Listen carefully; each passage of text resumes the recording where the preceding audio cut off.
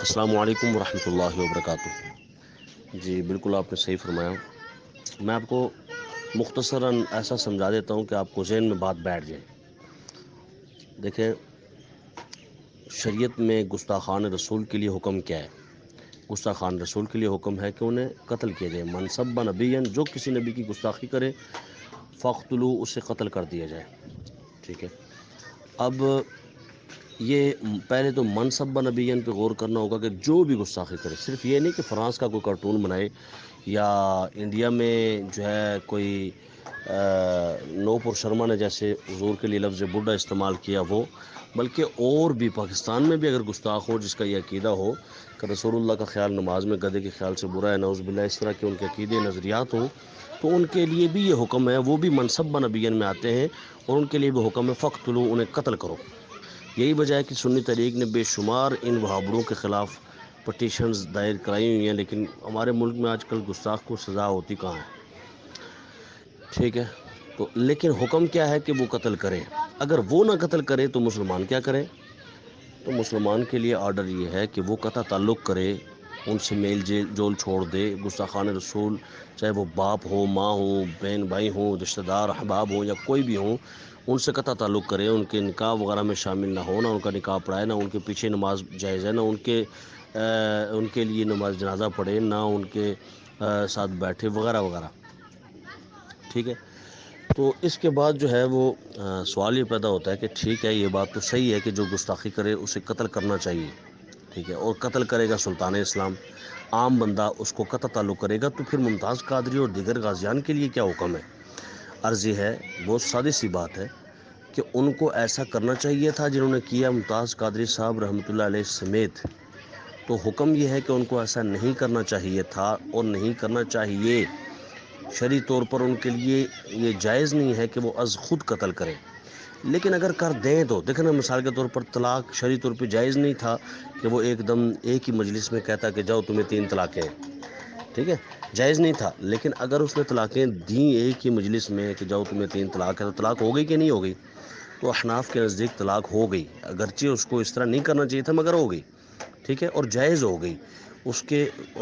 دینے سے پہلے اس کے لیے ٹھیک نہیں تھا، جائز نہیں تھا، اور حرام ہی تھا کہ اس نے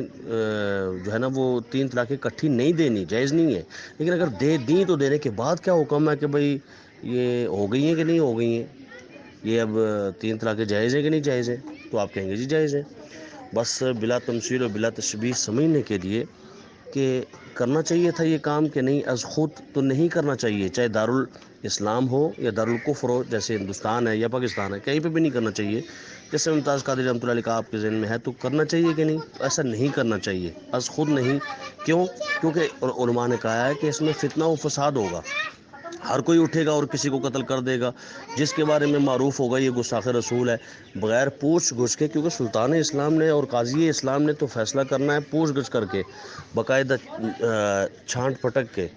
اور یہاں پہ کسی کو بھی غصہ چڑھ جائے گا، ظاہر غصہ چڑھ ہی جاتا ہے تو وہ قتل کر دے گا، لہٰذا اس کے لیے جائز نہیں تھا۔ لیکن اگر ممتاز قادری نے کر دیا یا کسی نے کر دیا تو فقہا فرماتے ہیں، اور یہی اعلیٰ حضرت نے اور یہی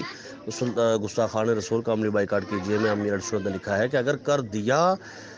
تو جیسے طلاق ہو گئی، اب وہ جائز ہو گئی اور وارد بھی ہو گئی، تو اسی طریقے سے اب اس نے گستاخ کو قتل کر دیا تو کیا ہوگا؟ کہا اس کے لیے وہ حکم نہیں ہے سزا کا جو کہ عام قاتل کا ہوتا ہے۔ کیوں؟ اس لیے کہ اس نے گستاخ رسول کو مارا ہے، عاشق رسول کو یا مسلمان کو نہیں مارا، لہذا اس کے لیے وہ حکم نہیں ہے، مطلب اس کو سزا تو ہوگی، اس کا اس کام پر اس کو سزا ہوگی، جیسے کہ ممتاز قادری رحمۃ اللہ تعالیٰ کو جیل ہوئی یا جو بھی ہوئی، لیکن سزا ہوگی، مگر اس کو وہ سزا نہیں ہوگی، یعنی قتل نہیں ہوگی۔ یہی وجہ ہے کہ ڈے فرسٹ سے وہ لوگ جنہوں نے ممتاز قادری کے خلاف پٹیشن دائر کی تھی اور رپورٹ درج کرائی تھی، انہوں نے کہا تھا کہ اس نے سلمان تاثیر کو قتل کیا، لہذا اس کو قتل کرو، پھانسی پہ لٹکاؤ، اور ہمارا موقف یہ تھا کہ اس کی یہ سزا نہیں بنتی ہے، یہ عاشق رسول ہے جو جذبات میں آ کے جس نے حضور علیہ السلام کی محبت کے جذبات میں برداشت نہ کر سکا اور اس نے قتل کیا، کرنا تو نہیں چاہیے تھا لیکن اب کر دیا تو کیا ہوا، ہو گیا نا، بس ٹھیک ہے، اور قتل ہو گیا اور یہ جائز ہو گیا کیونکہ یہ کام تو تمہارا تھا وغیرہ وغیرہ۔ جیسے وہ طلاق کے لیے کہتے ہیں نا کہ اس میں تو ہونا تو یوں چاہیے تھا کہ بھائی مہینے بعد دیتا، ٹھیک ہے، اور طہر کے بعد دیتا ہے، لیکن اس طرح نہیں دی تو اب کیا ہوا، ایک ہی مرتبہ دی تب بھی ہو گئی، وارد ہو گئی البتہ، ٹھیک ہو گیا تو، لیکن اس کے حکم کے خلاف ورزی ہوئی، اب حکم تو چینج نہیں ہوگا نا۔ مثلا ایک بندہ حکم دیتا ہے کہ یار تم جاؤ جا کے فلاں بندے کو جو ہے نا وہ 3 مکے مارو، اور اس انداز میں مارو کہ پہلے گھنٹے پہلے مارنا، پھر گھنٹے کے بعد دوسرا، پھر تیسرے گھنٹے میں 3 گھنٹوں میں 3، لیکن وہ جاتے ہی پہلے منٹ میں 3 مکے مار دیتا ہے، تو اب وہ کیا ہوگا کہ بھئی وہ ہو گئے ہیں کہ نہیں ہوئے؟ ظاہر ہے ہو گئے ہیں، جس کو لگے ہیں اس سے پوچھیں۔ تو مطلب یہ ہے کہ حکم کی خلاف ورزی ہوئی، تو حکم کیا ہے کہ آپ نے خود قتل نہیں کرنا، یہ حکم متوجہ ہوتا ہے سلطان اسلام کی طرف۔ لیکن اگر کوئی جذبات میں آ کے حضور کی محبت میں کسی کو مار دیتا ہے تو اس کے لیے وہ سزائیں نہیں جو شریعت اسلامیہ نے مقرر کی ہیں۔ یہ تو بڑی سمپل اور سادہ سی بات ہے جو کہ سمجھ آنے والی ہے، امید ہے آپ سمجھ گئے ہوں گے۔ یہی وجہ ہے کہ جو آج باتیں کر رہے ہیں نا ٹی ایل پی کے لوگ، یا پیر افضل قادری یا دیگر سجے کھبے، یہی لوگ ہیں، یہ بھی چند ہیں، سارے نہیں ہیں، یہ بھی ٹی ایل پی کے ہوں یا افضل قادری، یہ چند لوگ ہیں بالکل، یعنی کہ حالانکہ یہ عالم بھی ہیں، لیکن یا تو ان کو حسد کی وجہ سے یہ کر رہے ہیں، یا ان کی جہالت اس حد تک ہے، یا پردے اتنے ڈال دیے انہوں نے، یا غلط باتیں کر کے لوگوں کو فقتلو کا غلط ترجمہ سمجھا کے، غلط تشریح بتا کے، اب ان کی جو ہے نا وہ انا آڑے آئی ہوئی ہے، شاید اس لیے مسئلہ غلط بیان کر رہے ہیں، ورنہ مسئلہ ان کو پتہ ہے۔ اگر ایسا نہیں ہے تو پھر میرا ایک سوال ہے افضل قادری سے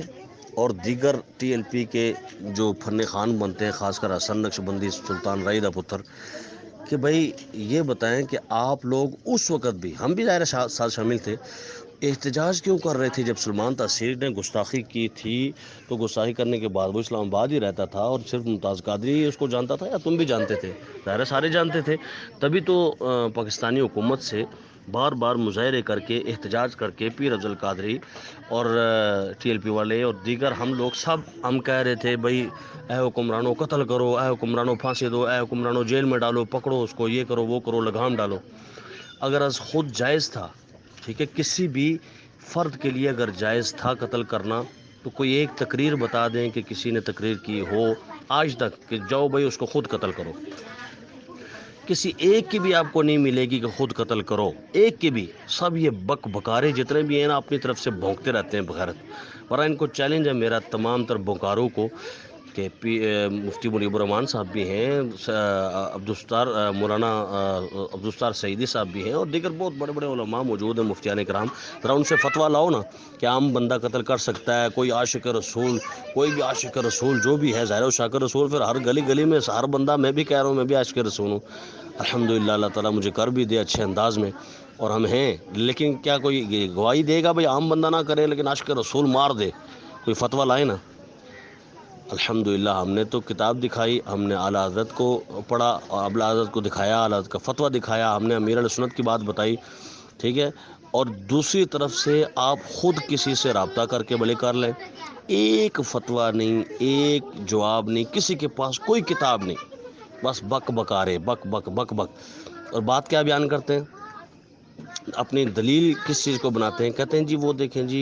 ایک نابینا صحابی آئے تو انہوں نے حضور کی بارگاہ میں عرض کیا رسول اللہ میری بیوی تھی، گستاخی کر رہی تھی، میں نے مار دیا، تو حضور نے فرمایا اس کا خون معاف ہے۔ مطلب حضور نے فرمایا خون معاف ہے، تو اس کا یہ مطلب ہے کہ حضور نے یہ بھی فرمایا کہ صبح قیامت تک جو بھی آئے گا اس کے لیے یہ فرض ہے، واجب ہے، جو بھی گستاخی کرو اس کو ہر بندہ قتل کر دے؟ یہ کون سی حدیث میں ہے؟ یہ اس کا حکم کہاں پہ ہے؟ قرآن کی کون سی آیت میں ہے؟ حدیث پاک میں کہاں پہ ہے